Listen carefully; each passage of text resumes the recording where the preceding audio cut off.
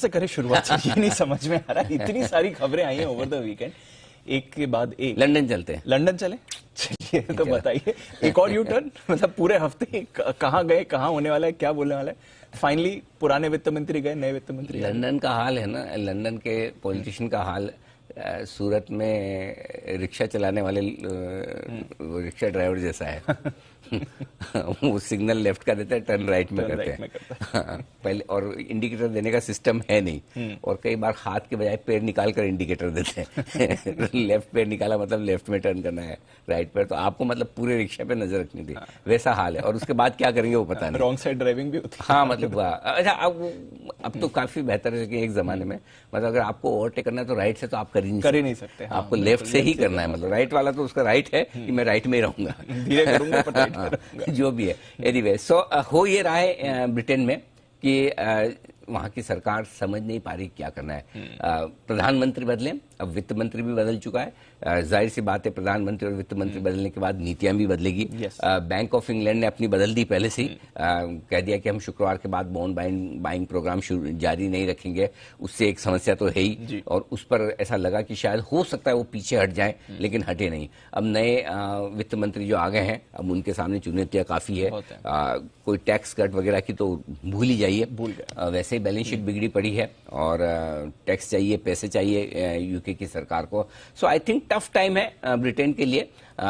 हम सोच रहे थे कि समस्याएं यूरोप से कहीं से आएगी, लेकिन समस्याओं की शुरुआत खुद ब्रिटेन ही कर देगा, इसका अंदाजा कम था। बिल्कुल। मतलब कमजोर देश समस्याएं दिखाएं समझ में आता है, लेकिन मजबूत देश जो दुनिया की 5 बड़ी इकोनॉमियां आती थी, अब छठी हो गई, अब हम 5वें हो गए, वो अगर इस तरह की मैसअप दिखाए तो ये चिंता की बात है। इसके थोड़े से लॉन्ग लास्टिंग असर हो सकते हैं। दीप, अगर ये कोई दूसरी कंट्री होती और उसके फाइनेंशियल प्रॉब्लम्स होते तो शायद दुनिया भर के बाजारों पर और फाइनेंशियल सिस्टम पर उतना असर नहीं पड़ता जितना यूके का पड़ता है, ब्रिटेन का पड़ता है। ब्रिटेन ज्यादा दखल रखता है दुनिया भर के व्यापार में, दुनिया भर की इकोनॉमी में। उस लिहाज से मुझे लगता है कि और साइज से भी ज्यादा सेंटीमेंट के लिहाज से।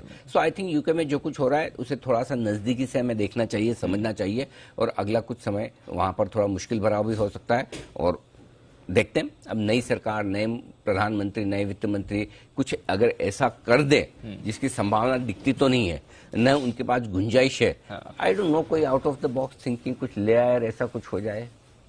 इस साल चौथे वित्त मंत्री हैं यूके के।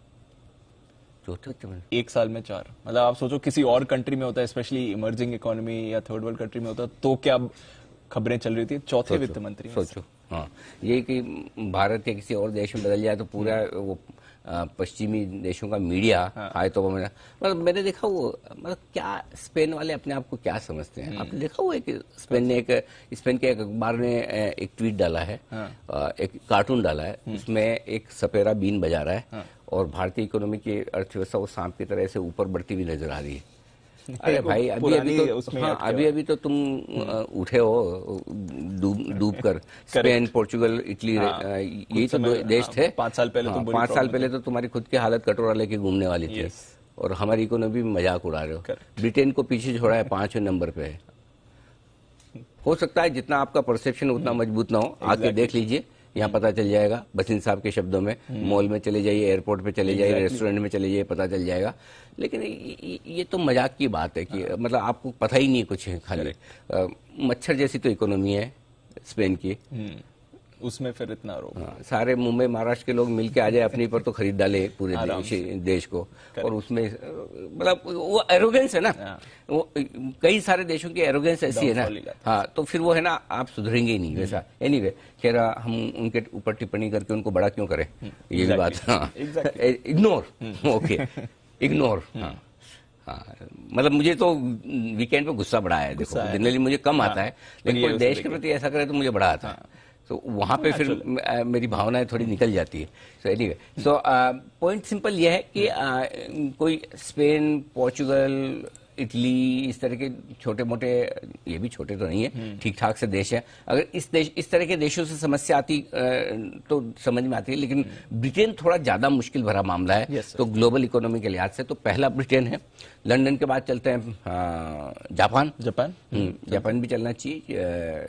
जापान में भी दिक्कतें बढ़ती हुई नजर आ रही। येन का इतना तेजी से घटना ये ठीक नहीं लग रहा है। और हालांकि वैसे देखा जाए तो जापान के लोगों के लिए ज्यादा ठीक है येन कमजोर हो, मजबूत होने के बजाय, क्योंकि एक्सपोर्ट वाली इकोनॉमी है उनकी और उन्हें कमजोर येन से फायदा ज्यादा मिलता है। लेकिन फिर भी करेंसी की मजबूती या करेंसी की कमजोरी एक देश की कुछ न कुछ हद तक तो इज्जत बढ़ाती है या बनाती है, राइट। सो आप कमजोर हो तो लगेगा आपको कि भाई 32 साल के लोएस्ट लेवल पर अगर येन ट्रेड कर रहा है तो इसका मतलब कहीं कहीं सिर्फ फायदे के लिहाज से आप करेंसी कमजोर करेंगे, ये ठीक नहीं है जी। लेकिन अल्टीमेटली आपको ये भी समझना चाहिए कि एक लेवल के बाद करेंसी का कमजोर होना इकोनॉमी की ताकत या कमजोरी दिखाता है। तो इसलिए हम शुक्रवार को भी बात कर रहे थे कि आउट ऑफ सिलेबस आ रहा है कि जापान में बॉन्ड्स की ट्रेडिंग रोकी जा रही है। सो आई थिंक समझ नहीं आ रहा है इस वक्त ग्लोबल में कि कौन सी अगली खबर किस देश से, किस जगह से आएगी और कैसी होगी। जापान की येन की कमजोरी, बॉन्ड की कमजोरी, सोचा नहीं था। ब्रिटेन में इस तरह से वित्त मंत्री 4 बार बदलेंगे, ये सोचा नहीं। करेक्ट। इस तरह से फैसले बदलते नजर आएंगे। अब वापस नया फैसला क्या आएगा भगवान जाने। सो आई थिंक थोड़ी से अनिश्चितताओं वाला माहौल पूरी दुनिया में है, तो हमें सावधान रहना। अब हमारे हाथ में तो कुछ है नहीं, कर क्या सकते हैं? जो करना उनको करना, हमें तो खाली खबर देनी पड़नी है, विश्लेषण करना है, वही कर सकते हैं। सो हम सावधान रह सकते हैं, बस उतना ही। संभले भी रहना है। हाँ, ये तो प्रॉब्लम तो देखिए उन्हीं की है ज्यादा। ग्लोबल प्रॉब्लम्स के साथ थोड़ा बहुत तो हमें साथ देना पड़ेगा। ऐसा तो नहीं कि हम अड़े रहे, नहीं जी तुम्हारी जो है तुम जानो, हम तो कुछ नहीं, हम चाइना तो है नहीं जी, ये सबसे अलग चल रहा है। हमारी तो खबरें भी सारी आती है बाहर, हमारी ट्रांसपेरेंसी भी काफी है और हम रिएक्शन भी देते हैं, एकदम वैसे नहीं कि अलग थलग है, हमें दुनिया से क्या लेन देना। चाइना में तो ऐसा ही, जब वो उस समय बीच में जब कमजोरी हो रही थी, चाइना के मार्केट अकेले रोज बढ़ते थे कि हमारा पैसा तो हमारे भी अपने यहाँ से ही है, लेकिन हम गट नहीं रहे, हम चाइना की तरफ तब बढ़ते नहीं थे। तब यही सिचुएशन हुई थी चाइना में, सब लोगों ने नौकरी छोड़ो, स्टॉक मार्केट करो, वो सिचुएशन आ गई थी। सो आई थिंक हमारे में और चाइना में एक बड़ा फर्क है डेमोक्रेसी वाला। वैसे वहां पर चल रहा है उनका, चल रहा है, विरोध प्रदर्शन चल रहे हैं चाइना के, शी जिनपिंग साहब के फिर से लाइफ लॉन्ग वहां के प्रेसिडेंट बने रहे, उसके खिलाफ होना जाना कुछ नहीं है। It's too late. हाँ, मतलब आप जिस दिन मीटिंग हो उसके 2-4 दिन पहले करो। इस तरह के बड़े जो ऑटोक्रेट को हटाने के लिए 4 दिनों के प्रदर्शन से नहीं चलता काम, 4 साल चलाना पड़ता है, तब भी जाके हो जाए तो बड़ी बात है।